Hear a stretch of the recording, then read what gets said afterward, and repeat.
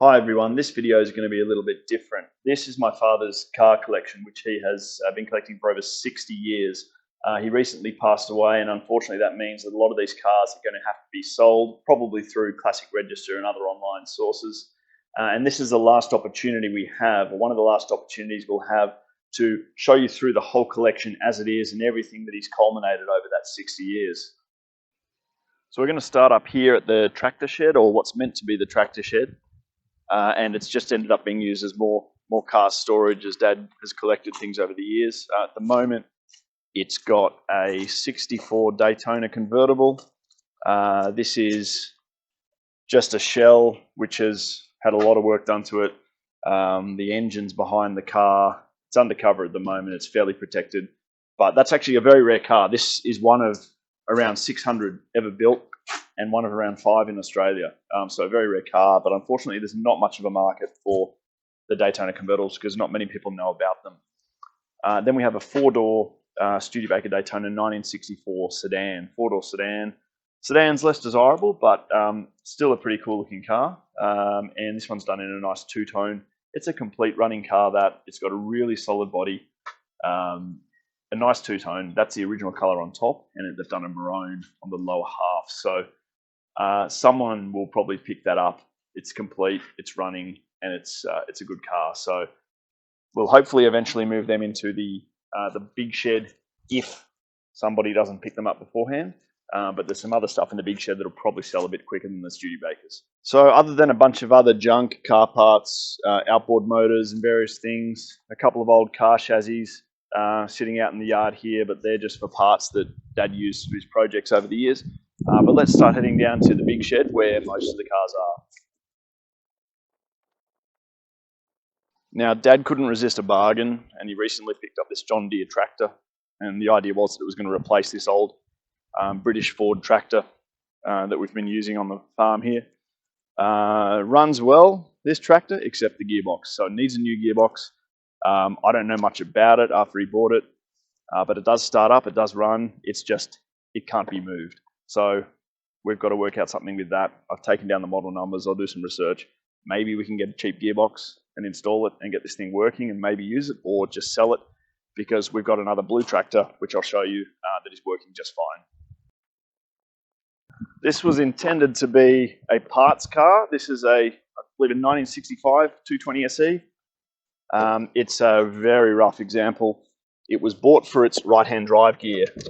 So Dad's got another 220 convertible in there. This is a really rough car and it smells like rats. It was sitting on a farm and it's just been absolutely destroyed. There's still good parts in there. And the interesting thing is with these cars, these old Mercedes, even though this car's obviously had a pretty tough life, the way those doors shut, that's that early Mercedes engineering. Everything just still works, quality hinges. But yeah, a rough example, really a parts car, unfortunately. So we'll start here on the left. This is a 1955 Carapark Caravan. It's pretty rough inside and things, but we're actually going to use this. We've got another place up north in the Hunter where we're going to place that caravan undercover and actually use it. That'll free up some space in here so we can start to sort out some of the other car projects. This is one of probably the best cars that Dad ever bought. He would have been bought back in the late 90s or early thousands for about $1,500, and it's a running Charger 770 VK 1975. I'll just open up the bonnet so you can see. It's under there, and it's original blue paint. It's a straight 6-cylinder. It's not a V8, unfortunately, but it's a pretty solid car. There's a little bit of rust around the rear windscreen, a few dents in the side and things, but this car has been kept under cover since the late 90s, since Dad got it, and it was on the road at that time in New South Wales. So this is one, unfortunately, we'll probably have to sell, and I think it will be easy to sell. We'll be able to get it running. It is on LPG, so we'll have to take all that gear out and just get it running on petrol. I don't think any enthusiasts would want to have this sort of car running on LPG these days. So that one is one that I think will clean up and be very easy to sell. The next car along here is a 1935 Series 635 Auburn sedan. So a pretty rare car and a very popular car in the United States. really stylish, good sort of two-tone lines on it. Dad got this car not that long ago, maybe 5 or 6 years ago, as part of a deal that was swapped for a bunch of. He gave the guy, I think, a '64 Studebaker GT Hawk, and in exchange, Dad got this and a whole heap of Postie bike parts, which we'll show you up in the other shed. I don't know whether that was the best deal, given that the Studebaker was a running car. Nonetheless, that's the deal that was done. Here we've got a 1955 Ford Thunderbird. This is another one, unfortunately, that we're going to have to sell. Dad only got this car 8 months ago, brought it into the country. I helped him import it, get it through customs and everything. It's a really nice car. It runs left-hand drive. It's a manual transmission. Come and have a look under the bonnet here, and you can see, unfortunately, they've painted it white at some point in its life. But you can see the original turquoise blue that it was, which would have been really nice, like a Caribbean blue, really popular for 1950s. So if someone was going to restore this, you'd probably want to take it back to that original colour. So over here we've got a 1964 Thunderbird hardtop. This is a really nice car actually, and I'll just move this bonnet or bus bonnet out of the way. It's not perfect, but it is all complete and really doesn't need restoration if you wanted just to use it as a weekend cruiser. Just needs to be cleaned up a bit. It hasn't been run in a long time, but that's fully complete. It's just been sitting here in the shed. This one has a very long history. This is a 1937 15-passenger Ford bus. My dad got this when he was 19 years of age from a scrapyard, and he paid something like $5 for it. And he passed away when he was 72, so all those years later, the project still isn't finished, but he has had the chassis and body completely rebuilt. It's all a steel frame body, chassis sandblasted, painted, all the front and rear end completed. A fully restored flathead V8 engine, which is still wrapped in plastic. You can see in there. So much time, effort, money put into this truck. Unfortunately, it's one of those things that it's going to be hard to sell. I don't know who's after a 15-passenger vintage bus from 1937. We've got all the auxiliary parts for it, sort of in boxes here around it. And it's just been really, really well done. And if we have a look inside, you can see the timber work that's been done, which is really something else.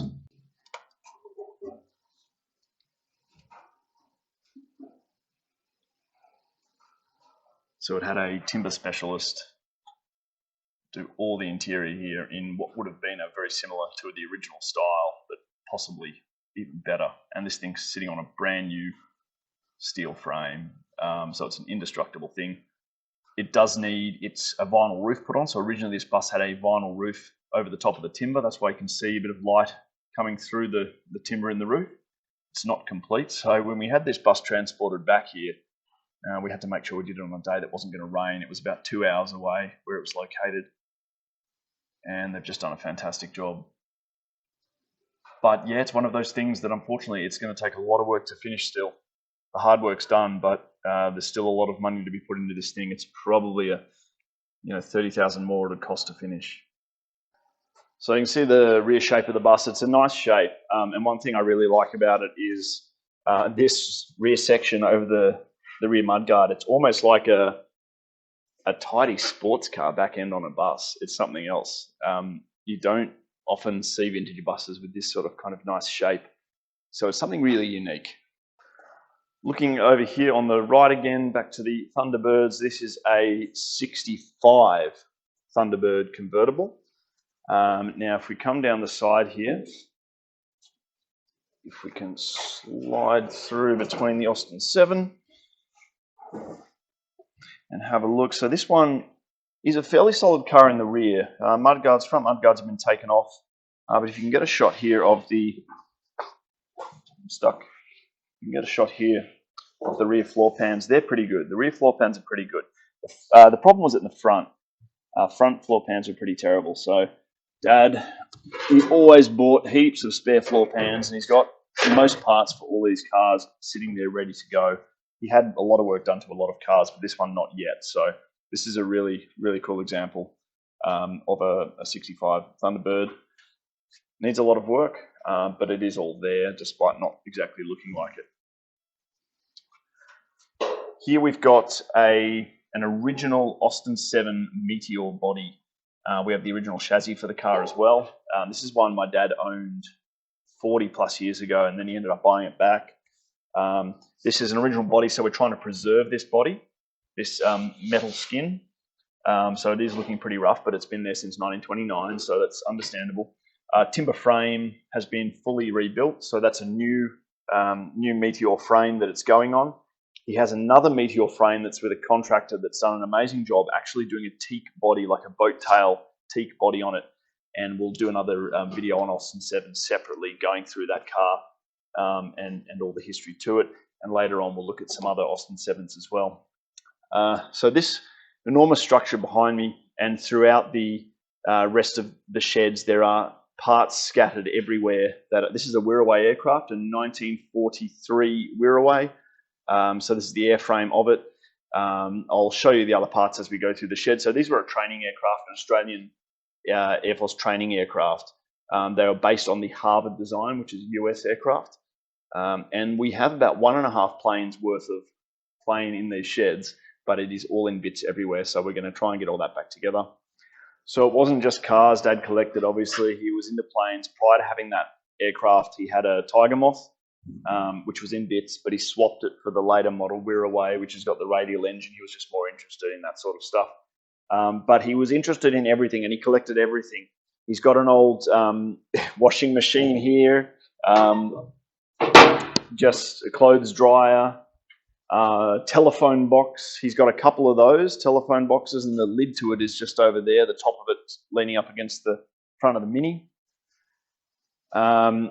He's got, as I mentioned before, I did a deal that involved Postie bikes. He's got a few Postie bikes sitting around, and in the gap there you can see one of them. My brother used to ride that on the road, but he's sort of retired it at the moment. But he's even got things just lying around like this. This is pretty special by today's standards. He picked this up at a second-hand shop in the 1960s. It's a World War II samurai sword, and it's even got the soldier's name inscribed in it on the webbing. So it's that's pretty special. Things like that he just had to collect and had to hold on to. Next in line here is this 1948 Humber Pullman, but it's not a standard Humber Pullman. It is a 4-door convertible, and the reason it's a 4-door convertible was because it was meant for the Royal Tour that was happening in the late 1940s, or prepared for happening in the late 1940s. They were preparing these cars, and of course it ended up being part of the Royal Tour fleet for the Queen in 1954, the Royal Tour.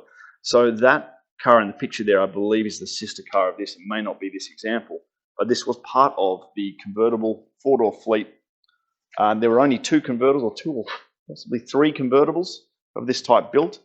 The other one that exists is restored, so I know of at least one other.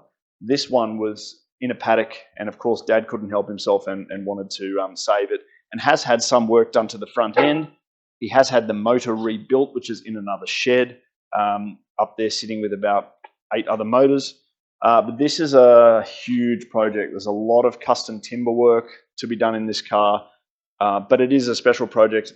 It's something that that someone who's a royal family enthusiast might really be interested in, and even for the purposes of preserving this history, this Royal Tour car would make a really great project. Next in line is the Studebaker Daytona 1964 convertible. So the project we showed you up in the tractor shed, that was the Daytona convertible Dad had for many years. And has had so much body work done to, but in the end he ended up getting one from the United States that's been fully restored. This one's been done in an R1 spec, I guess it's modified. It's not actually an R1 car. I think it's an R1. Is that what it says here? We've got the badging, yeah, the R1 spec. And this, as I said, is a very, very rare car. It's one of 600 or so that were built. It's got the 289 big V8, well, big for Studebaker at least. I try and keep some covers over these convertible roofs because they just absorb the dust that's generated in the shed. But this is, yeah, a beautiful car, left-hand drive, of course. We have all the gear to convert it to right-hand drive if we wanted to. But this one's a runner. It runs well, actually, and drives really nicely. Brakes have just been done on it. This unassuming little Mini is more special than it looks because it is a ex-police car. This is a 1972 Leyland Mini Clubman GT. So the Australian police used a very small number of these because by the time the GT was acting as a police car, we had things like Tiranas and other faster V8s and things that were available for the police force. So this was part of a very, very small batch of highway patrol cars that was used. So it's got the police engine number, it's got the big 1.5 SU carburetors. It's a good car. It is locked, so I can't show you inside. You can see on the roof, it's where the antenna went. And there's a few other police features. I've been meaning to do a specific video on this car, but we've got some other things that are unique to the police, like the visors they had on the vehicles. But really the important thing is the numbers that the engine has and the body has as a genuine GT. Cooper S running gear, twin tanks, a few different and special features on the Clubman GT. And of course, I love these original row style wheels, which are getting harder to find. They applied to the 1275 GTs, the early series 1275 GTs over in the UK and other markets. But they're also applied to the Aussie GT Minis. So while we're on this side, we will have a look at the double-decker bus. So this is a 1948 Albion, I believe. 1948 Albion, and Dad has kept it undercover, to his credit, since he bought it in the 1970s, I would guess. So it's one of the best preserved original Sydney buses of the 1970s, and we've had a couple of guys come out from the Sydney Bus Museum to have a look at it. They are interested in it because it's so well preserved, and I think it's worthwhile just showing you guys through it. It's even got original advertisements in it. It was used by a museum park after it ended service in the 1960s. It was probably only used there for about 10 years or so before Dad bought it. And all of the original ads from the 1960s when it was in service are still in the bus. So we'll try and get up there and take you around inside just to show you what this thing's like inside. Okay, come through up into the bus in amongst the other antiques and things. We've got another Studebaker 289 engine sitting here. Some other, I don't even know what this is. All these contraptions from the early 1900s. More engines. There's mini engines under that tarp as well. Anyway, let's not get distracted by spare parts. This bus even has its original fire extinguisher, which is pretty cool. So if you come up in here, the light's not too great. Before he died, Dad had new headlamp bezels made for this bus. A few other new parts done. He had the wheels redone. It's got all of its original seats in it, which is pretty special. A lot of people, when they bought these buses after they ended service, they just stripped them out and made motorhomes of them or accommodation or just customized them. But this thing hasn't been disassembled. It's been kept as a bus, which is very different. You've got a lot of these old ads here, which are really interesting to see.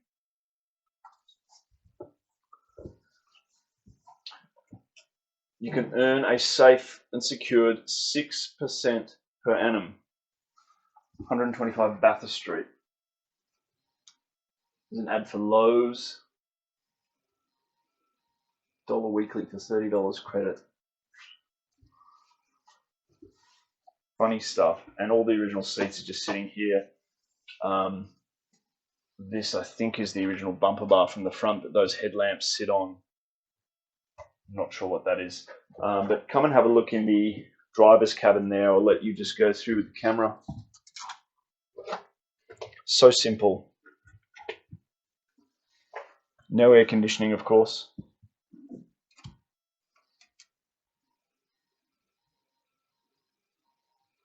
But yeah, really original. And we can come and have a look upstairs. Similar story up there. People must have been a little bit smaller back then because you kind of crouch. Got your emergency exit.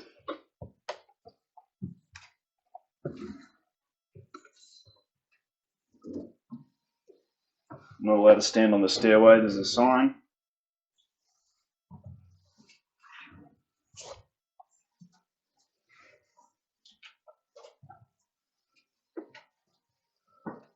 More old ads and things up here.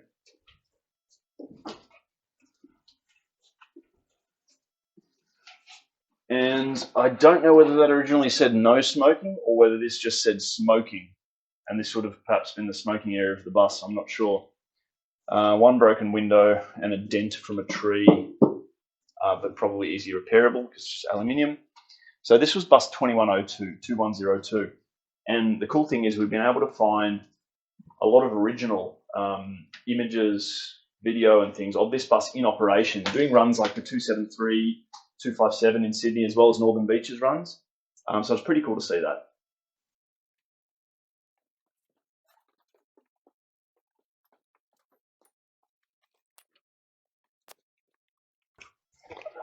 Tram. I'll start talking about this car now that we're sliding down between the bus and it. This is one of the later cars Dad got probably 2 years ago. I think he bought this. It's a 350 SL from 1978.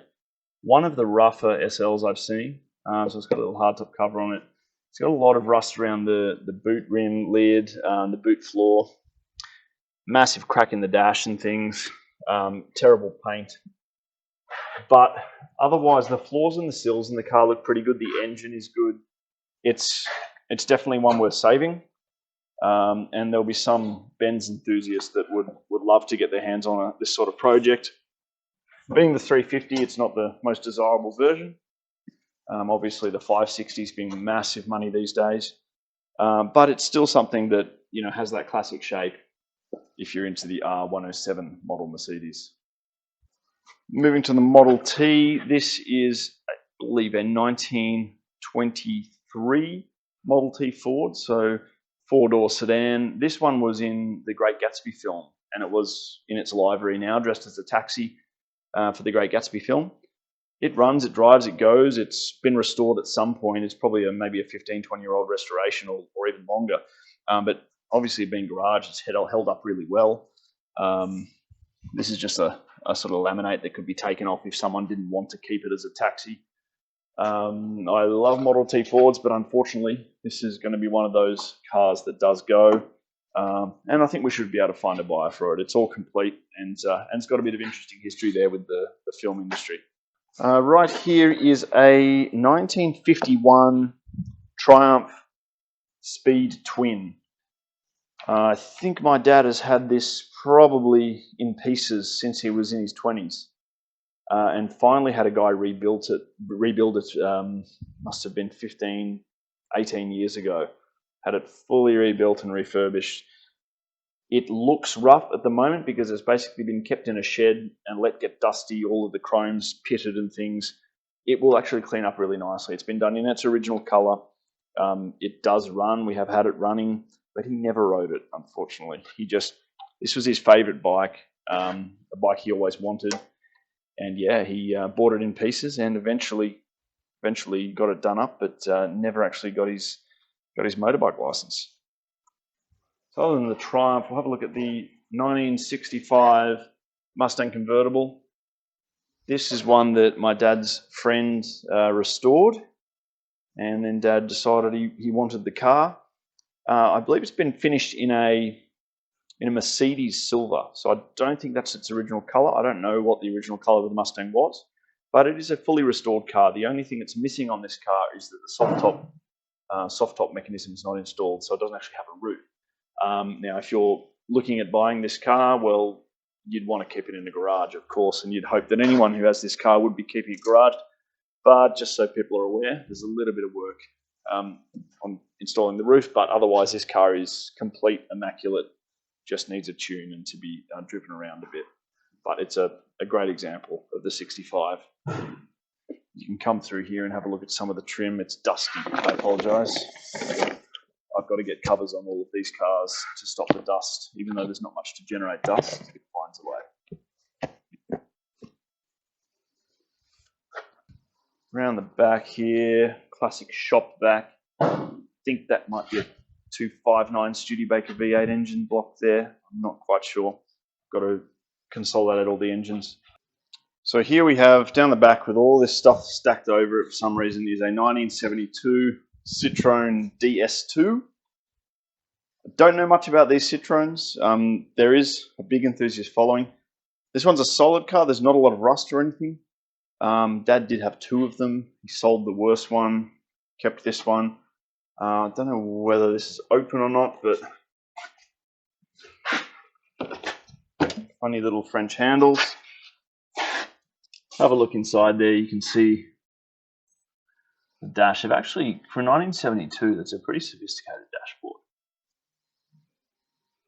Not bad. So yeah, there's a couple of people who are interested in that one. Up on the shelf here, we've got an old organ there. Up on the shelf here, we've got parts from a Austin 7 Moth, which you'll see when we get around the other side of the shed up the front there. A lot of other Austin 7 parts, a couple of mini engines there and things. On this side, this car my dad's had for a while. It's one that he found near where he was working at a workshop. Someone had basically given up on it and wanted to get rid of it because it was going to cost too much to get the carbies done. It is a very original car. I believe the person that owned this car was the ambassador to Germany for the UK, and they had the car over in Germany built in right-hand drive. So this is not an Australian delivered car. This is not an Australian built car. It is a German built right-hand drive 220 Fintail. Really great looking car, and it's in fantastic condition. You can't really see how good it is because the light is not great here, but hopefully you can get a bit of an idea. All the timber is in great condition around the windscreen. It's clearly been kept undercover all its life. The trim is perfect, which is impressive. I don't know how many Ks it's got on it, but again, the German quality, those doors, every time. Compare that to American Studebaker or British car, it's very, very different. So we've got to clean some stuff up here. Dad was sorting out a bunch of his nuts and bolts and things, and trying to set up a Bunnings warehouse in the corner. Another cool antique. He's got a few of these old Bowsers. That one's pretty rough. Don't know whether that's worth anything unless someone was to sort of chop it off and at the base and kind of rebuild part of the casing there. Yeah, so then here, this is a 1956 S1 Bentley. This is a good car. It's a car that belonged to my grandfather since 1970. This one, so it's been in the family a long time. And it's one of the few cars that runs here. It runs rough at the moment. There's something, he had spent a lot of money on the head. He spent something like $11,000 recently having the head refurbished, put back in the car, and it still doesn't run right. So we're just not sure what's going on there. We've got to follow that up with the mechanic. But it's a beautiful car, and the two-tone silver. The paint is not perfect on it. It's certainly due for a new paint job. One of the issues that you have with these Bentleys and Rolls-Royce of this era is the bubbling that happens because of the aluminium they use in the doors, and over time it bubbles, and you see the crack there. Very frustrating because, you know, these days, if you're repainting one of these cars, you're probably spending $30,000 on the paint job. And then for that to happen within 10 years is extremely frustrating. But if you come further and have a look inside, it's a really nice car.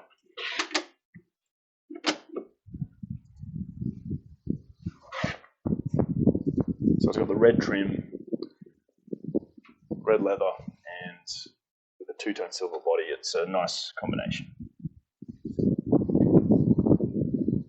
Another nice colour combination for these cars actually is the burgundy over silver. That's a nice colour combo, and you see that occasionally. So down the corner here, tucked away, is an enormous 56 Cadillac 75 Series. So this is a Fleetwood chauffeur limousine. So this is like your factory limousine. This is the equivalent, American equivalent of a Phantom 5, basically a Rolls-Royce Phantom. This is the type of car that, you know, was in the Godfather movies. Huge, absolutely huge 1950s. So much chrome. And this is a complete car.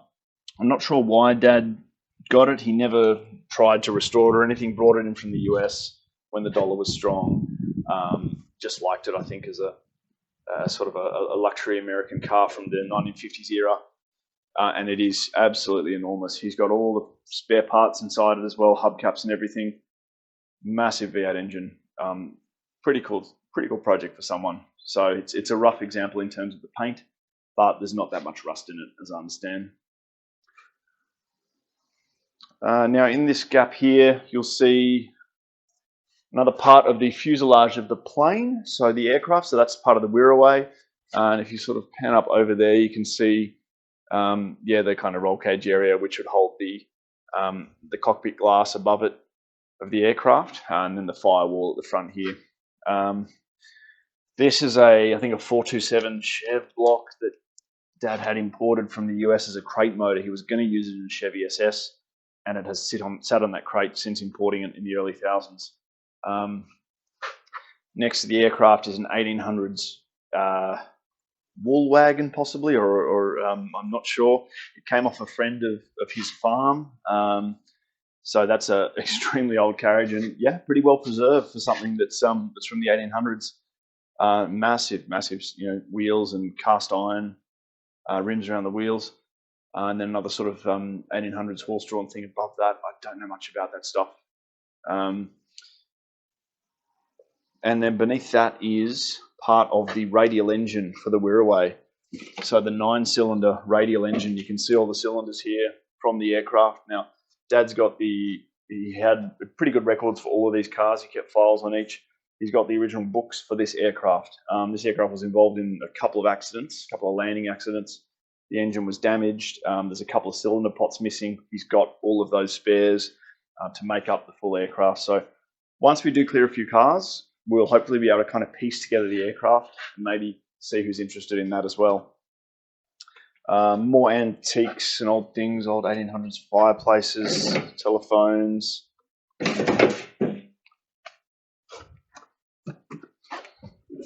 I don't know where these hats should be from. They kind of look like something that's maybe a fireman's hat, or Edison cold molded record. Okay, I just don't know what half of this stuff is. Old well pump, so much.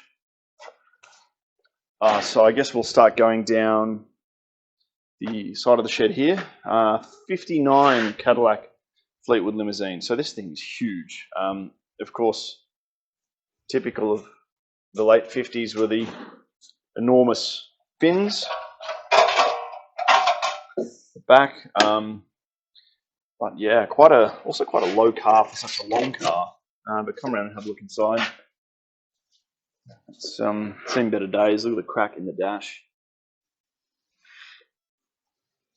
So it's another one that Dad bought in from the US in the whenever it was, around 2010 or so, that the Aussie dollar was particularly strong. These cars were very, very cheap to bring in then. There were also less issues with shipping back then. We had multiple shipments coming per month, and now they've cut down on shipping after COVID. So times have changed. It's harder to get these cars out here, and certainly it's a lot more expensive now to bring them out. We kind of missed an opportunity with the Barbie movie with this car, because it would have actually been a really cool thing to have at a premiere, I suppose, and also in the Elvis movie. One thing that strikes me about this car is just how much lower it is as a full-length limousine compared to the Phantom next to it. So we'll move on to the Phantom and have a look at that. It's a 1960 Phantom 5. Dad's had it for decades and done a lot of work on it. A friend of his told me he spent $40,000 on the paint job alone, which is ridiculous because the car's probably only worth $70,000. It runs, it's complete, we've got every part for it, but there's work to do still, and we'll come around the other side. But it's a beautiful paint job, but again, it's got the same issues as we showed you with the S1 Bentley. Because of the aluminium, things are starting already to bubble in a couple of spots, which is not great. He's had the windscreen put in recently, so it's got an engine in it, it's all complete. We've got the dash for it, so if you come through here and have a look inside, I'll show you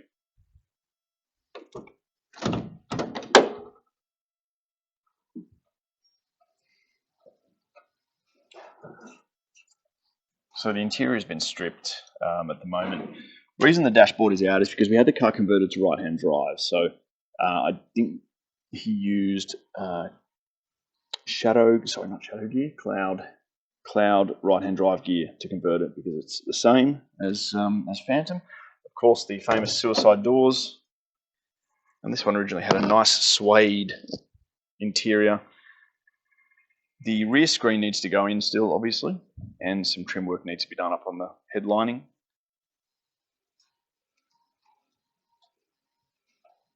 And yeah, the front seat's just been done in by the looks of it. Some very plain black leather, which doesn't look that good. Door cards still need to go on.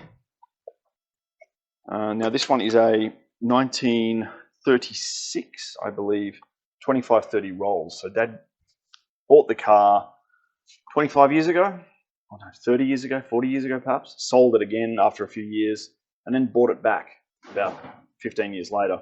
And like a lot of his cars, he liked to bring them into the shed, start disassembling them, and they never quite got back together. So we've just got so many parts to put back on this car to get it back in order. Rolls-Royce and Bentley retailers, Jack Barclay, George Street, Hanover. So this one, it's now a good car. He's had the front end, work done on the front end. He's had the guards repainted. There was a mud guard sitting up over on that wall way over there. You might be able to see behind the plane, black guard sitting behind the tail fin. Belongs to this car. It's complete, but vintage Rolls-Royce, unfortunately, vintage Rolls-Royce have not done too well price-wise. There's not a huge demand from them, I suppose, because they're so expensive to operate. And there's also a lot of them because they've been fairly well preserved over the years, unlike other cars, sports cars and things that may have been mistreated and their numbers dwindled. Rolls-Royce have always been preserved, so there's always been a lot of them for enthusiasts to operate. But the trim's quite nice in it. It's held up fairly well, but it's not a perfect car, and it needs a bit of money put into it to get it back on the road and operating. But as a sedan, I don't know, not the most exciting Rolls-Royce, right? I'd be more into a Phantom than this. So this is this one is a 1951 Mark VI Bentley. A lot of people want to use this car. I've been approached by several people, 3 people in fact, who want to buy this car, and I never really thought these were that desirable. They're not worth a whole lot of money, but this one's in pretty good condition. It's had a redone diff. It's got the big 4.5 litre engine, which you can probably see here. I'm careful lifting that up. And it's in rough condition, obviously, but it's not in a condition that's irrecoverable. The body is actually structurally excellent. The paint's just very poor. At some point, it has been kept outside. It's had the front seats trimmed at some point. Long ago, probably 20 years ago, probably had the front seats done. They've held up pretty well. I think this one was used as a wedding car at some point. The back seats are pretty rough. I won't even bother showing you those. It's missing a few bits because it doesn't have a bumper. A few spare parts in the trunk there. Some Bentley badge. Various other bits and pieces. I think it needs bumpers. Don't know what that engine belongs to that's sitting back there. There are engines sitting everywhere in this place. Up here's some other aircraft parts just while we're here. This is the front section just prior to the radial. Just sits in front of the radial engine, and a couple of flaps as well up on the wall there you can see from the tail fin. Now this one is a really, really good car. This is a 1936 Derby Bentley. Derbys are really popular because they're a beautiful car. Amazing looking Bentley. It's got that sort of late 20s look of the front, but a bit more flowing. And Dad used to drive this car a lot. It was a car that he took to car shows. He has another project that's coming back to this shed in the next month. He's been building for the last 40 years a 1929 WO Bentley. And he has about 80% of the parts, 90% of the parts. He was getting the engine rebuilt. Unfortunately, he passed away during that time while the car was down at Castlemaine at a workshop called Up the Creek Workshop, who specialise in vintage car restoration. They do amazing work. But unfortunately, that was cut short. So we're bringing the car and everything back until we work out what we're doing with that. But yeah, this one, unfortunately, it's probably going to be one we have to sell. Beautiful car, and someone will want it. These Derby Bentleys are pretty special, and we should be able to get a reasonable price for that because it's running. He's had the cooling system redone recently as well.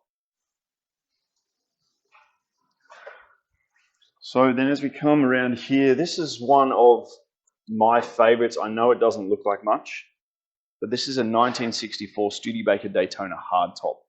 And the hardtop to me is the ultimate. I've done a separate video on this, which I'll put in the comments, on this model, the 64 models in general, particularly, including this car in the video. The Pillar's hardtop, in my view, was the best looking of all the 64 and above Studebakers. Had the really nice lines and just that clean open side. But of course, Studebaker was at that time starting to head towards going out of business. But this is a very original car. It's a Canadian-built car. I don't know whether it was a Canadian market car. I suspect it was at least a Northeast car because of the rust. It needs new floor pans. It's got some pretty bad rust everywhere. I don't know whether I can get the hood open, possibly.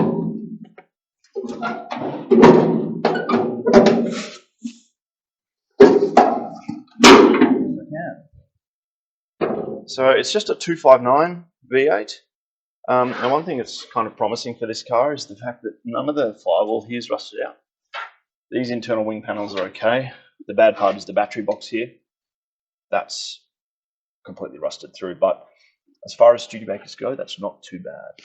And the cool thing about Studebakers compared to other cars is that the rear guards also pull off. So you can actually unbolt the rear guards, the front guards, and work on the inner skins of the car. It's far more practical than most cars who had fixed rear guards. This is a really, really cool car. I wish I could keep it, but my list of what I want to keep is already too big. And I think this one will have to go simply because, okay, yes, it's probably one of the most special cars in the collection. From a looks perspective, performance perspective, it's got the 2.2 4-cylinder fuel injected, very advanced for the time. It's absolutely spectacular in terms of how it looks as a car. Now, I don't mean the finish. Obviously, this car has seen better days, but it's, you know, that convertible from the Hangover movie sort of thing. Really cool. If you come down the side here, you can see the interior. It's amazing. It's having the silver with the red trim. The red trim needs refurbishment, of course, but look at all the timber work, and we can have a look around the other side at the dashboard as well. But amazing car. Dad bought this one from Beverly Hills Car Club, those retailers in the US. Probably paid a bit much. I think he was upset because he found another one advertised the week after he bought his that was only 5-10 grand more than this one. And this one's got a fair few rust issues. It's had a lot of bad repairs in the past under the floor pans. So again, probably a Northeast car. And just how bad it is, I can probably get this up, possibly. On this, there it is. So yeah, all the insulation's sort of stuck to the firewall, but yeah, if you have a look here, for example, up under the hood, like this is all going to need to be repaired. And the old 220 that was sitting out the front before we walked into the shed, his intention was to use parts from that to fix this one up, because some of its panels are actually better than parts of this. But overall, there's a lot of this car that is solid. There's just some parts like that have not been maintained when it's lived in the US, which is a shame. But I suspect this one will be one of the easier cars to sell. even though it is a big project. This here is a 1969 Series 2 E-Type. It's another car that's come from the US, left-hand drive, manual transmission. It's the 2+2 coupe. So it's probably not the most desirable of the E-Types. Obviously, the covered headlight Series 1s are the ultimate. 3.8. This is the 4.26, not the 3.8. More pollution gear and things, rocker switches, not toggle switches like the Series 1s. But still, this day and age, you know, finding an E-Type is hard enough, especially in project form. They're all obviously, most of them have been restored, and you pay big money for that. This one, unfortunately, it's going to have to probably go, and that's one that I think again should be of interest to somebody. So we'll come through the junk here. Up on the hoist, I've done a separate video on the 65 Daytona. That's probably the only 65 Daytona in the country. That is a car I would like to keep. They're not particularly desirable by any means in Australia. No one really knows them here. But it's a very sort of penultimate model of the Studebaker Daytona. There was one more model year after this.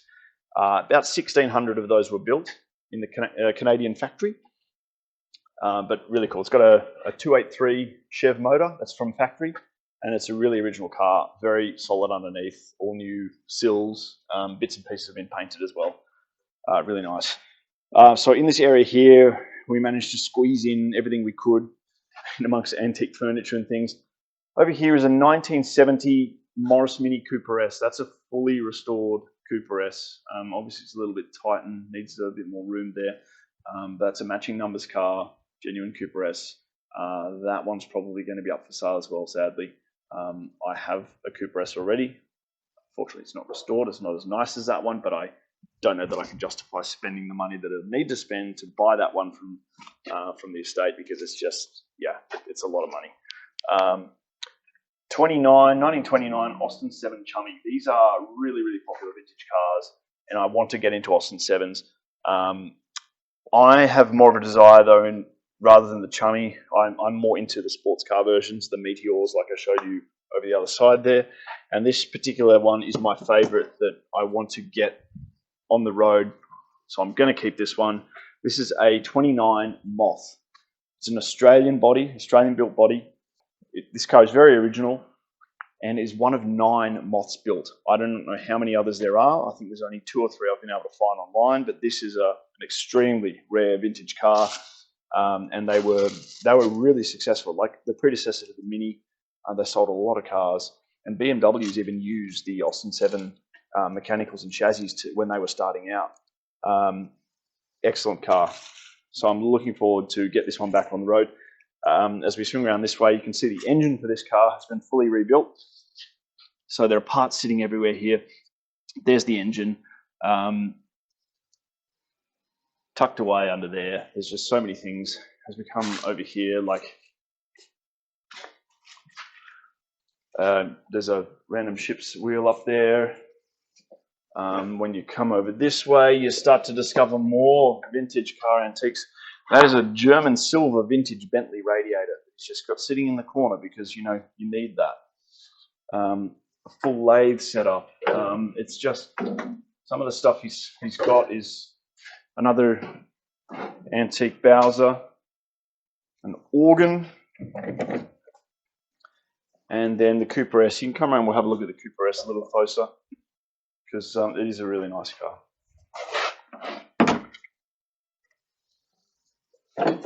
This one came from Western Australia, actually, this Cooper S.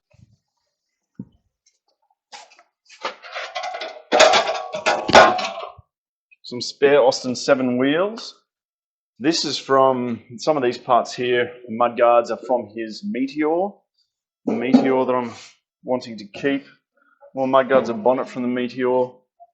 Other antiques and things as we come up.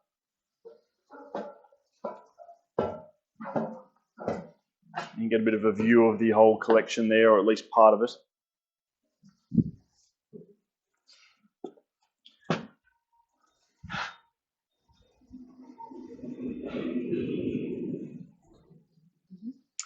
But here's where it gets even more chaotic. We're trying to sort out where things are and what's with what. We sort of have Austin 7 parts here, little Austin 7 radiator down there. We've got old headlamps, fittings, like little Austin 7 engine blocks sitting here. Like some of this stuff, we've got 3 of them, 3 blocks sitting here. So many parts. New tyres, Austin 7 tyres. Vintage car parts are kind of hard to come across these days. And he's just got so much. I can see some Studebaker bits sitting down there as well, but there is just so much in terms of like valuable rare parts. Not necessarily valuable, but parts that are so hard to come across, but they're going to come in handy when these restorations get underway. Round to the right here. The only section that I'm familiar with up here is over in that corner, because that's the mini corner. We've got hundreds of spare parts, crates and crates of mini parts, seats, trim bits, engine parts, everything. A ridiculous amount. Some of the seats you can see up on top here are from, I think, a Chevy SS, which is up in the other shed, which I'll show you. There's about 10 radiators there. That's a convertible top from that Studebaker convertible that's in the tractor shed. Some cross member of something that I don't know what. It's probably Studebaker. That looks like a Studebaker inner wing and rear trunk. Right-hand drive dash for a Studebaker. Bunch of chrome bumpers, probably Studebaker or Nash or other things. I know these are all Studebaker trim pieces. I don't know half of what all this engine stuff's off. We're going to have to get some people, some specialists in here to work out what some of this is. I ended up finding some WO Bentley parts and things up here as well, which are extremely rare. But there's just so much to sort through. This vintage bonnet, I have no idea what that's off. These seats are from the... Oops. These seats here are from the that red 64 or 65 Thunderbird. Just knocking things over as I go through. I can probably slide through here. Studebaker parts on the right, more doors, a new mudguard for a convertible or hardtop. Yeah, it's hard to come across that. Oh, mate, that looks actually like a Commander based on that trim, but really solid part. And yeah, just there's a top of another post box there as well. It's got Studebaker grills and front panel pieces. That's like a Yukon Gold panel piece. Floor pans hanging up, dashboards. Like that's, where do you start in terms of what this would be off? This is obviously off a vintage car. I mean, is it WO Bentley? It's impossible to work out what half of this stuff is. So this is going to be a big job. We've got a lot to clean up here and just work out what's going on. I tend to get worried when I see this sort of stuff because I think maybe it's rats, but then this is something that's just turning to powder. I don't even know what that is. Yeah, so huge job to be done up here. Working out what we've got, what parts need to be kept, what parts go with what car. It's going to take a while. So having a look now into the second shed. This is where a lot of the minis are kept. So the first one we've got in here, this is a 1963 Morris Mini 850. Completely original car, rust and all. The rust is actually not too bad for a Mini. The early Minis had a thicker gauge metal, I think, which lasts a lot longer. But this car has an original matching numbers engine for it. And yeah, unfortunately, it's a big project. It's one of those that's going to have to be put up for sale. Come around and have a look inside. It's got the sliding windows, the early sliding windows. And if you can get in there and have a look at the dashboard, it's got a nice little timber dash.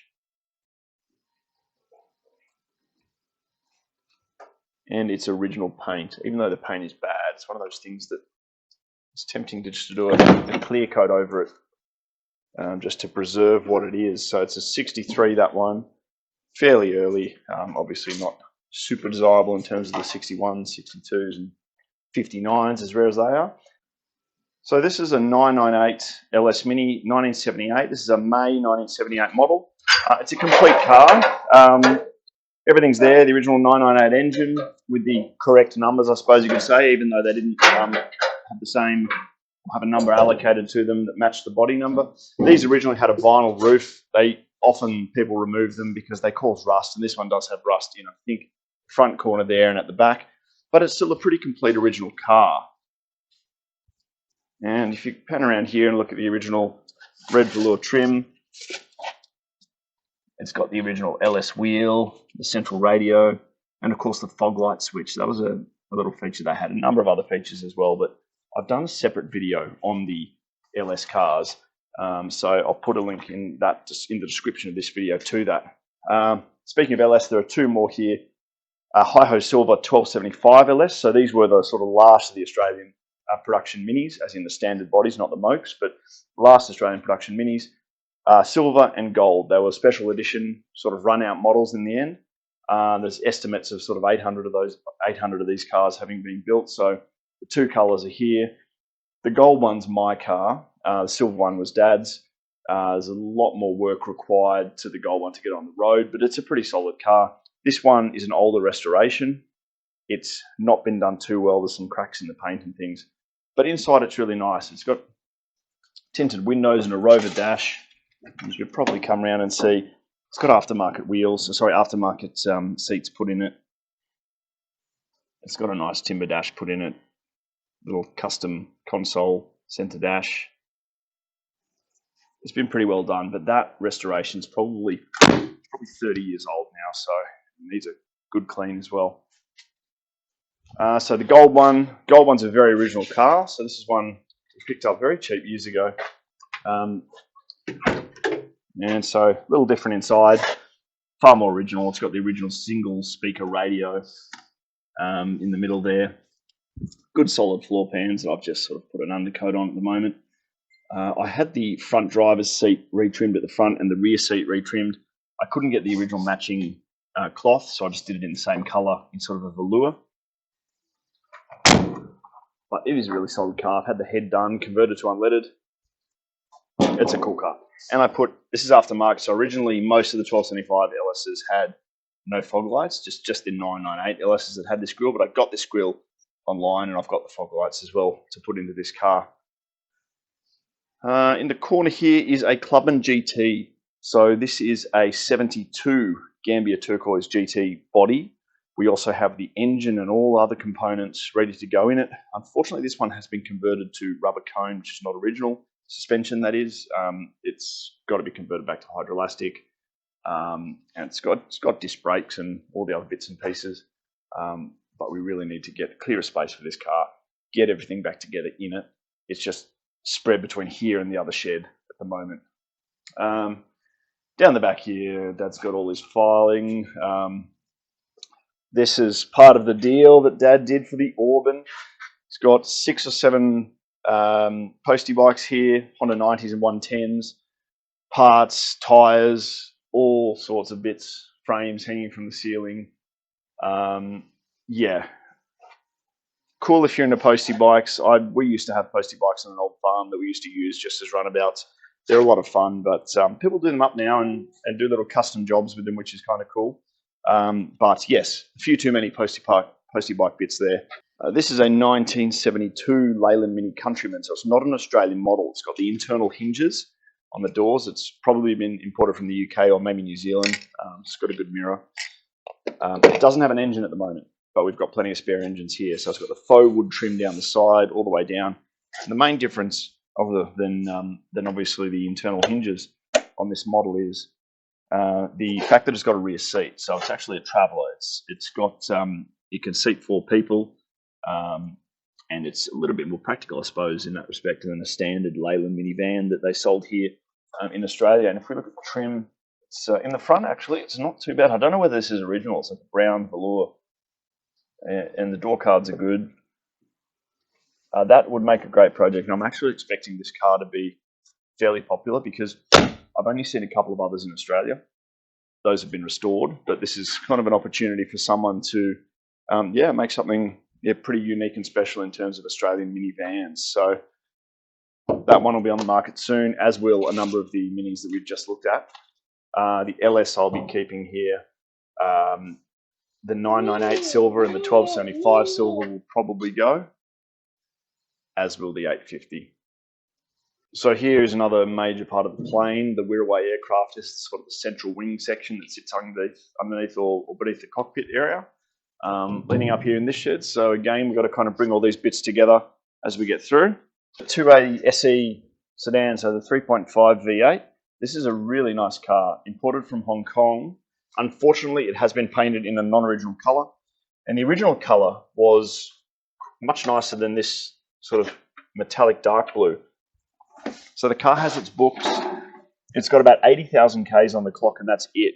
Even though it's got some sort of pitting happening in the timber here, the interior is, for its age, almost immaculate. And I'll move this car cover out of the way so you can see.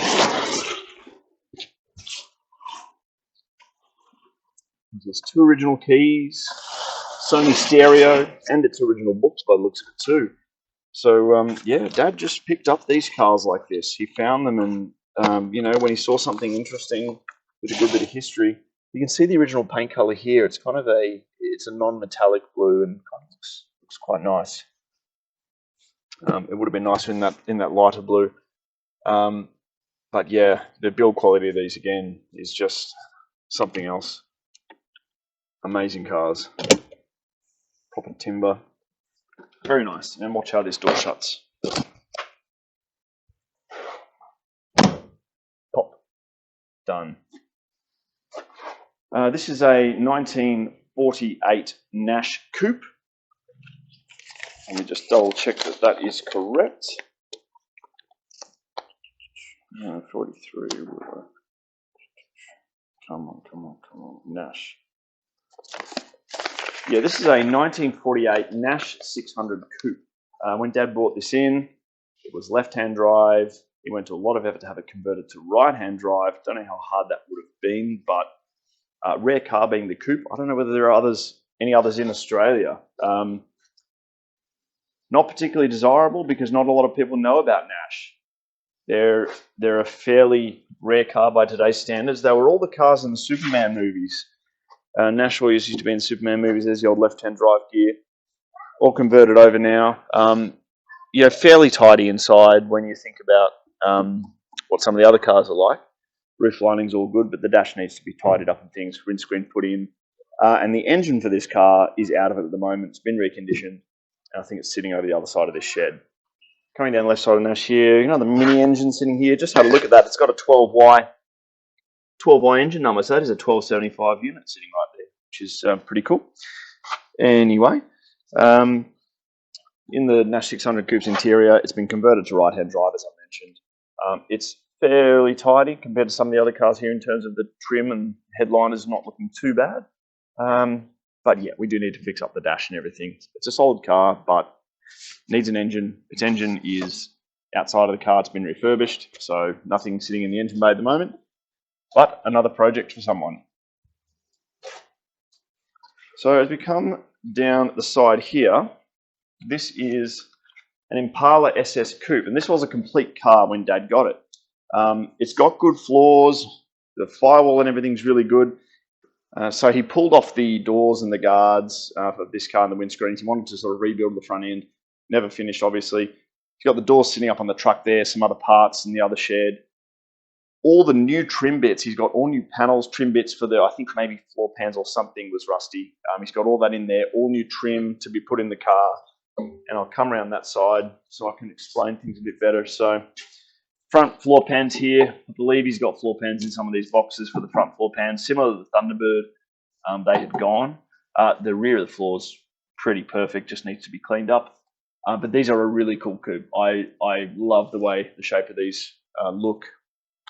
He's taken the trunk lid off as well, I can see. But this is not a bad car. Original, matching numbers engine, a great project for somebody. Unfortunately, it's probably one of those cars that has to go. And one of those that will be worthwhile restoring, because the work to be done to this car is not too bad body-wise. The paint's probably going to be the most expensive thing. The rest of the trim and the panels are all there. And mechanically it's complete. So it's a mechanically complete car and just needs to be put back together. Here we have a 1952 Renault 4CV. So I believe these versions of the Renault were made in Australia. This one has actually had a lot of interest from people. Since Dad passed away, people have sort of been asking about a few of his cars that they've liked. And yeah, this one's got a lot of interest. To me, it's not the most interesting car, but I guess it's a very simple car and probably a fun car to drive because of that. For me, I'm more into Renault Gordinis, for example. The R8 Gordini would be my sort of ultimate classic Renault. Very different car to this, of course. But yeah, rear-engined car, like a lot of Renaults of the time. Funny little suicide doors. Let's see if I can get this open so I can show you inside. Yeah, little spare wheel in there, body number and things. And the French always do things backwards, like this spring. Usually that would be attached to the bonnet, but they attach it to the body. Funny things like that. Sort of similar to the Citroen. A few funny designs on that. This Mazda belongs to my brother. It's got like 30,000 Ks on it since new. He was bequeathed that in one of his friend's grandmother's wills, actually, and he's just kept it here in the shed since. And it's absolutely immaculate condition. She garaged it all its life. So not the most interesting car, but last of the rear-wheel drive small Mazdas, which are they're quite popular for rotary conversions and things. As we look above us here, we can see all of the glass gear or the cabin gear for the aircraft, and some more frame up there from the Wirraway Aircraft. A few mudguards from various projects and things. Up the back, we'll look at this later, is a US6 Studebaker army truck, so a 6-wheel drive army truck. That used to be an ex-fire truck, not too far from where we are here. Dad picked it up. He likes the old World War II stuff. It's had a couple of Blitz wagons and things. And that one possibly is one that came back from New Guinea. I think it's a 1942 model Studebaker US6. As we come over here, there's another mezzanine. I don't even know what's up there. I think this is an old clothes dryer of some sort over here. I'm not quite sure. Not quite sure, but all those sort of things. An antique tricycle down the side here. There's just all this stuff that we're still discovering. Things that he's held onto for so long. But what we've got here probably is the biggest collection of Nash vehicles in Australia, because there are not many Nash enthusiasts and not many Nashes in Australia. So, as I mentioned before, they were big in the Superman movies, these sort of 50s Nashes, and I think they must have sponsored the films and things. So these are a number of Statesman's and Ambassador Nash four-door sedans. I believe that's a Statesman there in the middle, the pink one, which kind of looks restored, but it's actually a pretty rough car. It's got some bad rust, it's had a bad paint job, but it's one of the more complete and running examples here. These first two are certainly project cars, really parts cars. There have been people interested in making them into hot rods in the past, which I think would be a bit of a shame given how rare they are. But again, it's a sedan version of the Ambassador. They're not overly desirable. They're still cool looking cars. I find them a little bit strange because they've got, as you can see over the other side here, when you look at the wheel well, these are, the wheels are kind of closed in. Well, it's hard to tell, that one doesn't have a wheel on it, but see how far in the hub is. And the wheels sit inside the guards, obviously. So they kind of have a narrow track. And when you've got such a narrow track, the car looks a little bit unbalanced and funny, but it was the 1950s and they were doing all sorts of strange things. The best of the Ambassadors we've got is probably this white one. It's either this one or this one that came from the Gosford Classic Car Museum. I can't remember which one. We've got files on all of the cars. We can probably come down the side here and have a look inside this one. It's a right-hand drive one. I didn't even realise that until just looking now. But you can have a quick look in the interior there. It's fairly tidy. It's just dusty and needs a clean-up. And you know what? For American car, those doors are all right. So have a look this way. Have a look inside the Nash Statesman here. This one's, yeah, the one that's got a bit of rust, bad paint job. but it's all complete, right-hand drive example. And up on the mezzanine level in the big garage, Dad has 5 brand new windscreens for these cars, so he will never run out. He got the very last batch that was being built of these windscreens by a particular company in the US. We've got a heap of tyres, more parts for the Wirraway. This is a part of the crankcase or something I can see there for the 9-cylinder radial engine. A few more aircraft parts across the back there, and you can see right at the end stacked up on the shelves are the cylinder pots for the Wirraway. Some spare cylinder pots for that. More Studebaker parts hanging up on the wall. And I forgot to mention on the other side is a really cool tandem bike, which would now be real classic 1960s possibly tandem bike, sort of a tandem race bike. This one here, this Nash, I'd like to show you in more detail one day. Really rare variety of the Nash Ambassador. This is called the Country Coupe. I don't know that there's another one in Australia. I've seen a few examples in the US, and they bring pretty good money because they're two-door sort of luxury cars in the United States were a fairly sort of premium thing, and you didn't see many of these Nash two-doors. So it had the straight 6 engine, really nice looking car, especially with the side profile and the C-pillar, glass all round, wraparound glass and things. So that's a nice example of a rare Nash coupe. Not that there are many in Australia. And the one right at the end there, the wreck, sadly is my grandfather's car from the 1950s. So Dad found that in a paddock about 20 years after my grandfather sold it, and it dumped in a paddock out in, I think, the Western Plains, and it had dents all over the roof from people jumping on the roof, and it was just abandoned. So he grabbed it and has stored it ever since. So probably since I'm guessing he probably would have sold it in the early 60s, this car. So probably in the 80s, my father discovered it and then has stored it ever since. So most of that car's probably not that rusty, but wasn't treated so well at some point on a farm. Looking over to the left here, we've got a bunch of engines sitting down the side there. This is a 1944 Ford Jeep, same as a Willys, built by Ford and Willys. This one's unique because it actually has a Falcon 6-cylinder engine fitted. I don't know why someone would have done that, but that's just what's happened. The original engine for that Jeep is I believe, the one that's hanging on the engine lifter there, which we picked up from one of Dad's friends recently. This car, special car, you wouldn't know by looking at it, but it is a 1964 Studebaker Commander ex-police car, highway pursuit from Victoria. So this is one Dad has had for probably 30 plus years. He's had the whole thing sandblasted and painted. It's shown up a whole heap of rust around the firewall, unfortunately. But the rest of the shell is pretty solid. There's a bit of sort of welding to do in the rear, but not as much as in the firewall there. He's got all the engine and mechanicals for it. This little Jeep on the right is a Willys 1950s. I don't actually know many details about this Willys Jeep, but you get a better view of it from the front. So this would have been, I'm guessing, a Korean War era Jeep. Very, very similar to the 1940s Jeep, really, just a slightly revised, simple 4-cylinder engine, petrol. Tempted just to use that around the property here, just because it runs. It's sort of hard-working little thing.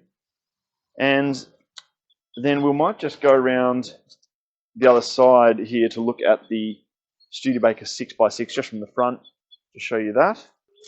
Now this is the US6 at the front. So yeah, I don't know how we're going to get out of this shed. I think the shed was built around the car, so I'm not sure how we're going to get that off. Take the side wall of the shed off.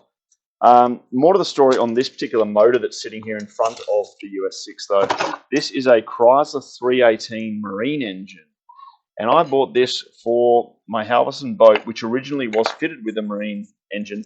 Interestingly, this is actually a genuine Halvorsen part. So you can see Lars Halvorsen and Sons, the original ID tag on the rocker covers here. So from the 1960s, they used the 318 Chrysler marine engines in their sports boats, in their higher performance boats. And one of those boats we'll have a look at. We've got sitting around undercover, which is what this engine is from, and we'll be going in. So this is a 1960 Halvorsen Sea Skiff boat. So this one I saved from sinking in pit water about 8 years ago, and the boat's in pretty rough condition. The guy that was doing it up couldn't afford to restore it, and left it with the boat builder. And unfortunately, it kind of just sat there for so long, it started sinking a bit, and there's a lot of rot in the decks. But it's got its beautiful original teak fixtures and fittings and all the original Halvorsen gear on it. So it could be a really nice boat, and you can see on screen now is an image of one of them restored, and just a picture of how it was when it was in the water. And that has the Chrysler 318 marine engine. All right, so I've just jumped up onto the boat. It's been a long time since I've been inside it here, so coming through just to show you some of the cool fittings and fixtures it had. The original helm, Halvorsen helm, got all these gauges.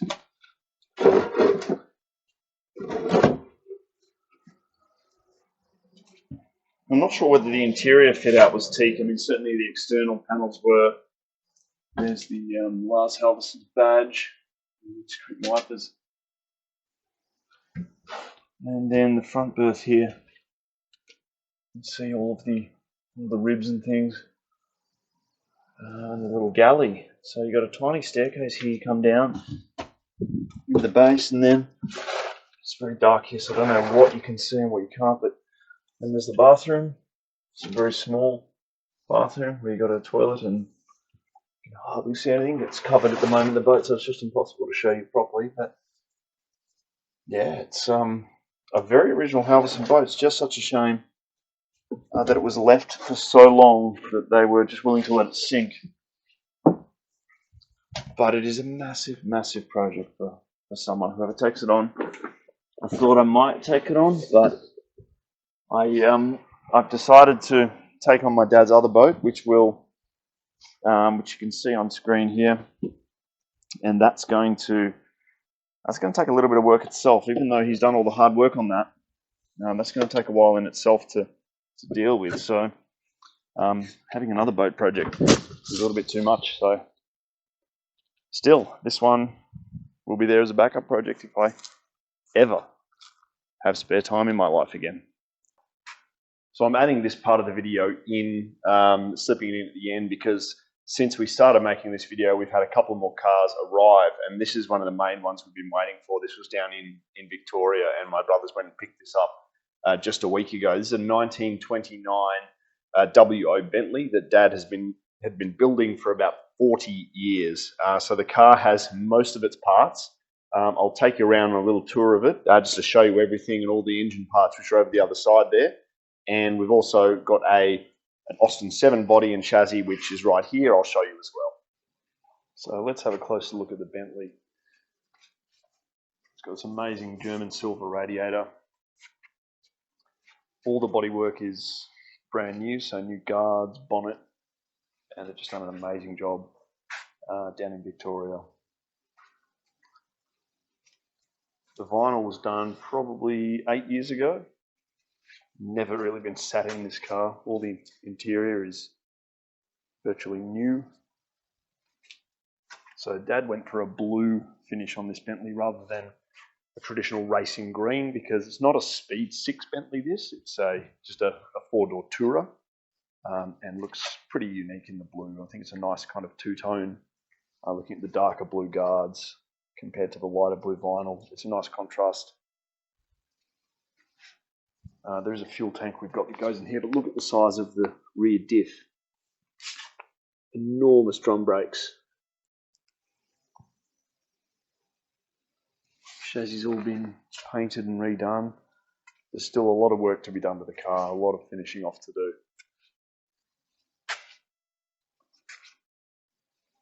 But it's a twin spare wheel equipped car. You can see over both sides, twin wheel. And then, of course, the parts. We've got all of these amazing wrapped up Bentley parts. You've got the block here. Straight 6 blocks, so it's a 6.5 litre 6-cylinder engine. Gearbox there. All the polished aluminium bits all wrapped in plastic. So all of these have come back from the builder in Victoria. Cam chest. It's a brand new cast cam chest. The cranks there as well. Some of these parts are exceptionally rare.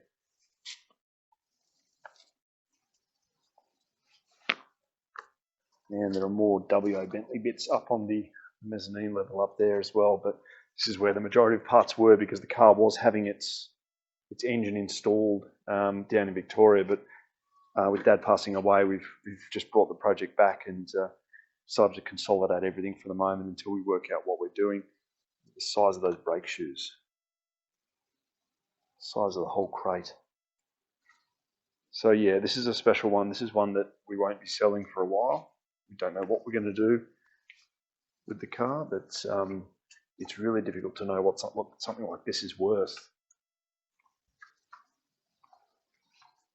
And then, separate to the Bentley, I've just picked this up. So Dad was having this Austin 7 Meteor Body restored at a boat builder, and I've never seen something as beautiful as this, the job that they've done. All of these are individual strips of timber. It's teak, so it's done in teak. So proper boat building work.